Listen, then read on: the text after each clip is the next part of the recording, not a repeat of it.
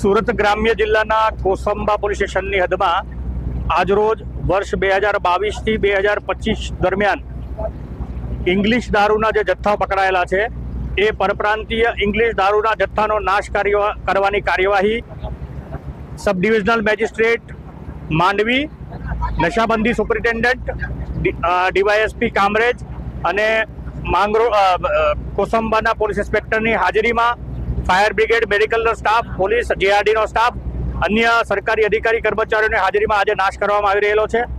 આમાં કુલ 3,52,000 ઇંગ્લિશની અલગ અલગ બ્રાન્ડની બોટલો, કિંમત રૂપિયા 6,35,00,000નો મુદ્દામાલનો આજરોજ આ લીંડિયાદ ગામ ખાતે નાશ કરવામાં આવેલ છે.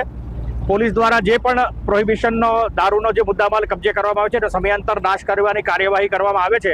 એ અંતર્ગત આજરોજ રૂપિયા 6,35,00,000ના દારૂનો નાશ કરવામાં આવ્યો છે.